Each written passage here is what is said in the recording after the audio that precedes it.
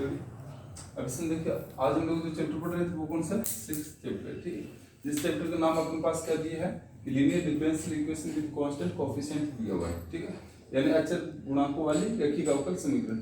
अचर गुणांक का मतलब क्या, अपने पास जो भी डेरिवेटिव जो अपने पास दिए होते हैं d2/dx, ठीक है, प्लस यहाँ पर जैसे कोई भी a1 कह सकते हो dy/dx बराबर आपके पास 0 या कुछ भी दिया है, तो यहाँ से ये कोएफिशिएंट आएंगे ना, यहाँ जैसे 1 है, यहाँ a1 है, तो a1 क्या होगा, हमेशा अपने पास अचर होगा, क्या होगा, अचर होगा, ठीक है। तो ये चीज ध्यान रखना, यहाँ अचर गुणांक वाली। दूसरी बात रैखिक अवकल समीकरण दिए, तो यहाँ पर किसी की पावर आपको 2 या 3 या इस तरह से कहीं नहीं मिलेगी, हमेशा पावर क्या मिलेगी, 1 मिलेगी, क्योंकि अपने पास क्या है, ये लीनियर फॉर्म में दी हुई है। किस फॉर्म में, लीनियर फॉर्म में, यानी कि इसकी डिग्री हमेशा क्या रहेगी, अपने पास 1 रहेगी, ठीक है। ऑर्डर कितना ही हो सकता है, ऑर्डर के बारे में यहाँ कुछ नहीं बोला है, ठीक है।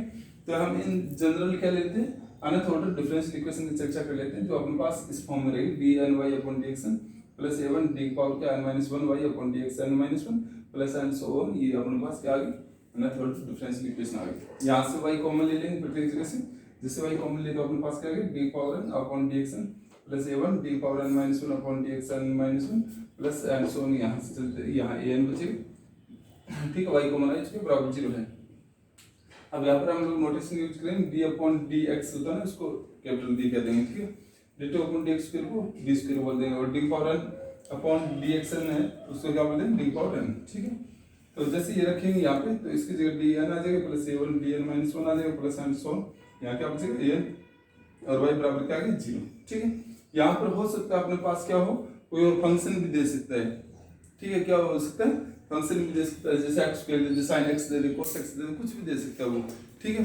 तो चाहो तो आप लोग यहाँ पर क्या ले सकते हो, जैसे अपने पास इन जनरल 0 बजा आप लोग चाहो तो q भी ले सकते हो, हर जगह क्या ले सकते हो, q, ठीक है। तो q जब लोगे तो वहां आपको बोलना पड़ेगा वे q इज आयतन कांस्टेंट, क्या होगा, आयतन कांस्टेंट, और क्या होगा, और फंक्शन ऑफ x। कोई दिक्कत है, ठीक है। तो ये सब चीजें आपको ध्यान में रखनी चाहिए, ठीक है। यहाँ तक ध्यान में रखोगे सब चीजें आप लोग, ठीक है। अब इनके सॉल्यूशन देखने हैं अपने को, इनके सॉल्यूशन किस हिसाब से फाइंड आउट होंगे, नोट करोगे इनको। तो अब हम लोगों को क्या करना है, यहाँ पे जो ये अपने पास डिफरेंशियल इक्वेशन गिवन है उसका क्या देखना है, सॉल्यूशन देखना है, क्या करना है, सॉल्यूशन, ठीक है। तो अगर कोई भी जैसे डिफरेंशियल इक्वेशन इसकी बात करें, ठीक है, तो देखिएगा अपने पास क्या चीज रहेगी, किस टाइप से दे रखी है अपने पास, d power plus a1 d power n-1 plus a2 d power n-2 plus and so on, कहां तक a और y बराबर क्या है अपने पास, जैसे q दिया हुआ है ना। तो इनका जब सॉल्यूशन फाइंड आउट करना है, क्या फाइंड आउट करना है अपने को, सॉल्यूशन, किसका सॉल्यूशन क्या रहेगा, ठीक है। तो अपने पास दो प्रकार की चीजें होगी, केस फर्स्ट देखिए, ठीक है। केस फर्स्ट में पहले आपको बता देता हूँ, बाद में फाइंड करने के तरीके बता दूंगा, ठीक है। if q बराबर 0 हो, क्या हो, अगर q बराबर 0 है तो अपने पास अगर इसको 1 कर दे तो 1 बिकम्स, देन 1 बिकम्स, ठीक है।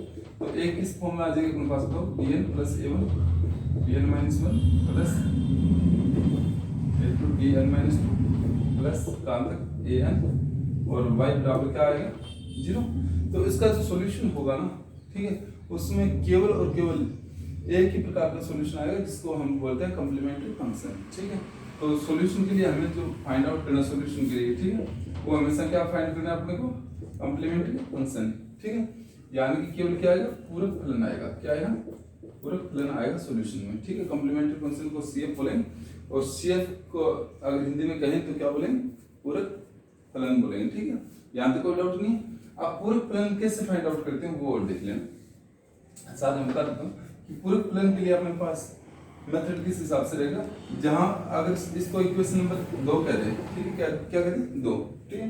तो पुट, ठीक है, पुट d बराबर क्या पुट करना है, m इन 2, ठीक है। यानी कि 2 नंबर इक्वेशन, यहाँ d की जगह आपको क्या पुट करना है, 2, ठीक है। तो आप जैसे 2 पुट करोगे ना, तो वो अपने पास क्या आएगी, ऑक्सिलरी इक्वेशन आएगी, क्या आएगी, ऑक्सिलरी इक्वेशन, जिसको हम क्या कहते हैं, सहायक समीकरण बोलते हैं, क्या बोलेंगे, सहायक समीकरण, ठीक है। तो वो आएगी अपने पास, वो किस हिसाब से आएगी देखिएगा कि m की पावर क्या आ जाएगी, n प्लस a1, m की पावर क्या n-1 प्लस a2, m की पावर क्या n-2 प्लस लास्ट में क्या है a बराबर क्या रखना आपको, 0, ठीक है।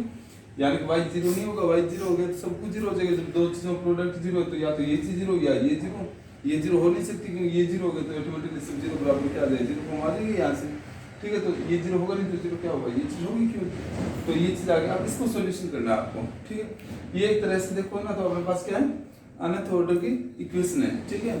तो इसका आप लोग सोल्यूशन फाइंड आउट करने के अपने पास 3 या 4 मेथड रहेंगे जिनकी हम लोग चर्चा करेंगे, ठीक है। लेकिन अभी नहीं करेंगे इनकी, अभी केस सेकंड और देख लेते हैं इसका, जिसके स्पष्ट हो गया। इसमें ध्यान चल गया आपको कि अगर बराबर जीरो है तो अपने पास क्या क्या आएगा, केवल CF आएगा, और CF में D के स्थान क्या पुट करोगे, M, ठीक है। केस सेकंड देखिएगा,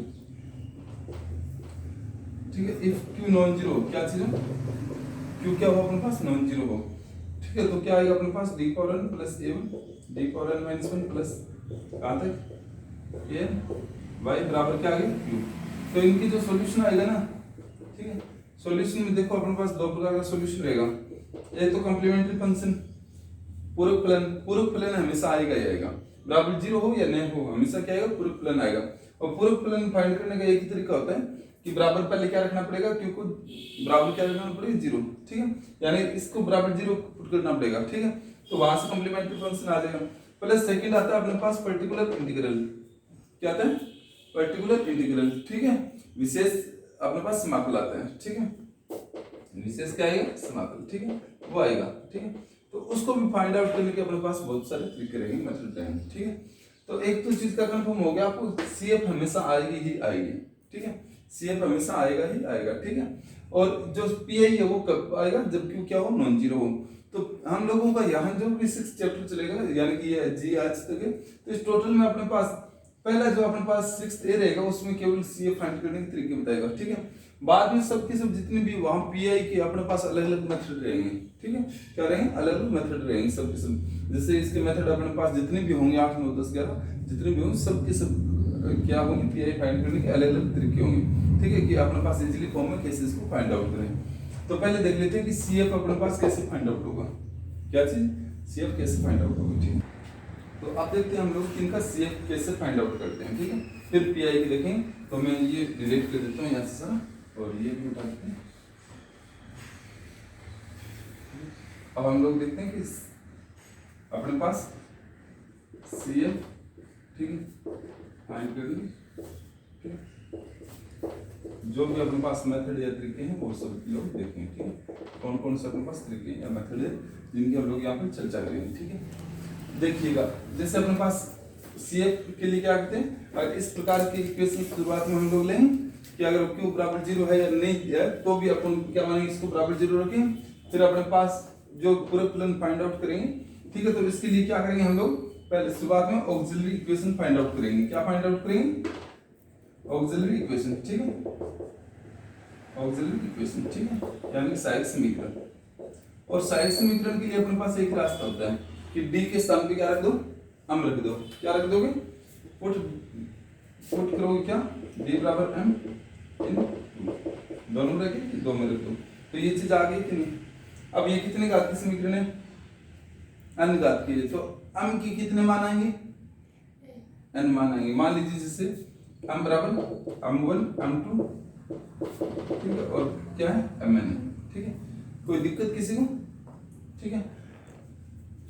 तो ये कब आए, आफ्टर सॉल्यूशन के बाद आए, यानी कि आपने हल कर लिया, ठीक है, आफ्टर सॉल्यूशन। जैसे आपको 3 घात की 4 घात की या कितने भी घात की दे, तो आप लोग ये फाइंड आउट आराम से कर सकते हैं ये सब चीजें, ठीक है, कि m के ये मान आ गए। अब केस गुणेंगे, सब केसेस गुणेंगे यहाँ से, ठीक है। तो पहले केस फर्स्ट ये अपने चल रहा था, तो इसमें सब केस कह दो, सब केस फर्स्ट, ठीक है। सब केस में देखिए, ठीक है, इफ ऑल mi, ठीक है, जहां i कहां से गए, 1 से लेकर के n तक, आर रियल, क्या हो बच्चों, रियल हो। रियल का मतलब वास्तविक हो, यानी कि जैसे कोई संख्या हो 2 4 8 1 2 1 5 1 7, ठीक है। एंड साथ में क्या हो, डिस्टिंक्ट, यानी कि क्या हो, डिस्टिंक्ट का मतलब क्या, भिन्न भिन्न। साथ में क्या हो, भिन्न भिन्न हो, यानी सेम नहीं हो। जैसे m1 m2 m3 mn है, ठीक है, ये सारे वैल्यू क्या हो, डिफरेंट हो, क्या हो, डिफरेंट हो। देन तब CF देखिए क्या आएगा, CF देखो कितने ऑर्डर की थी अपने पास डिफरेंशियल इक्वेशन, n ऑर्डर की थी। तो आपको पता है कि जैसे इनका सॉल्यूशन करते हो तो अपने पास कांस्टेंट कितने आएंगे, n कांस्टेंट आएंगे। जैसे अपने पास फर्स्ट ऑर्डर की पड़ी थी तो वहां केवल c आया था, ठीक है। सेकंड ऑर्डर में c1 और c2 दो आए थे इस तरह से। अनऑर्डर के तो अपने पास कितने अक्षर आएंगे, n आएंगे। तो पहला मान लीजिए c1, ठीक है, और फिर क्या आएगा e की पावर। पहला अपने पास रूट क्या आया था सॉल्यूशन करने के बाद m1, तो यहाँ क्या आ जाएगा m1x, ठीक है, ये मेथड रहेगा। प्लस सेकंड के लिए c2 की पावर क्या आ जाएगा m2x, और लास्ट वाला क्या रहेगा cn की पावर क्या आ जाएगा m1x, ठीक है। ये c1 c2 चलेंगे सब चीजें। और यहाँ जो m1 m2 जितने भी है उनको किसकी पावर में लिखोगे e की पावर में, ठीक है। जैसे m1 आ गया तो m1 के साथ x आएगा, प्लस c2 e की पावर m2x आ जाएगा, प्लस अगर mn है तो cn e की पावर क्या आ जाएगा mnx आ जाएगा, ठीक है। ये कब आएगा पहला केस, जब अपने पास सारे mi है वो क्या हो रियल हो और क्या हो भिन्न भिन्न हो। पहला केस समझ में आ गया। सेकंड केस देखिएगा, ठीक है।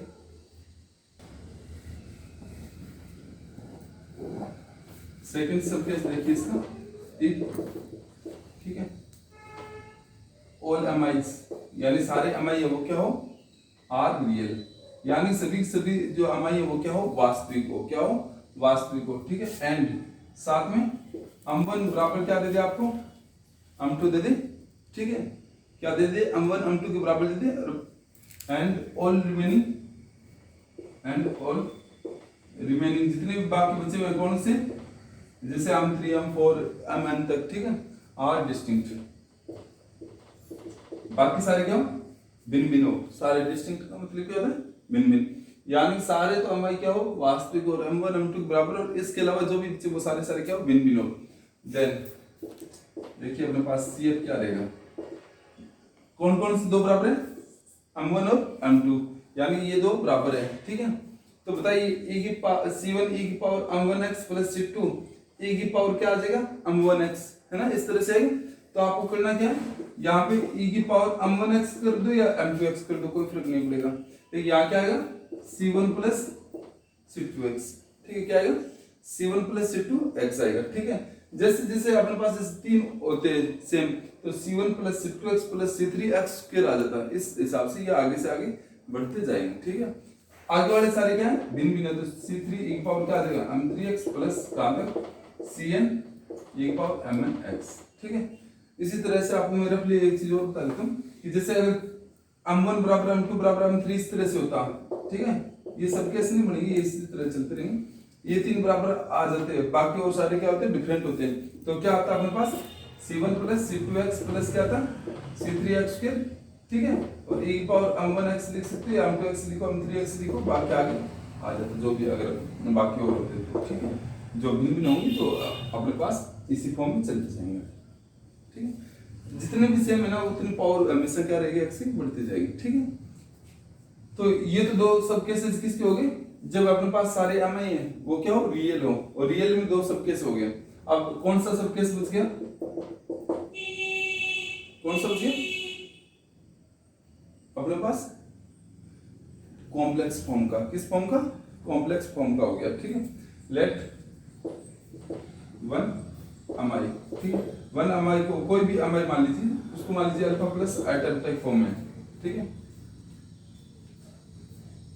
इज इन द फॉर्म, ठीक, या ये यहाँ is in the form alpha plus iota beta form में मान लो, क्या चीज है अल्फा प्लस आइटा बीटा। आपको एक चीज ध्यान होगी, अगर कोई भी अपने पास रूट दिया हुआ है कॉम्प्लेक्स रूट है तो हमेशा किस में आता है कंजुगेट पेयर की फॉर्म में आता है। ये आप लोगों को प्रश्न पढ़ाएंगे ना, अगर एक रूट है अल्फा प्लस आइटा बीटा तो सेकंड अल्टीमेटली क्या आ जाएगा अल्फा माइनस आइटा बीटा आ जाएगा, ठीक है। देन ठीक है, देन इट्स CF, ठीक है। यानी एक की बात करें, जैसे अपने पास 2 + 3 आइटा या किसी भी फॉर्म में दे दे तो अपने पास क्या आएगा, देखो e की पावर, ठीक है, मैं केवल 1 mi की बात कर रहा हूँ जो भी कोई है, ठीक है, पर्टिकुलर। तो जो रियल पार्ट है ना वो तो हमेशा क्या आ जाएगा बाहर आ जाएगा, क्या आ जाएगा रियल पार्ट है वो हमेशा क्या आ जाएगा बाहर आ जाएगा, ठीक है। अंदर क्या बचेगा C1 cos beta x plus C2 sin beta x। बताओ कोई दिक्कत किसी को, ठीक है।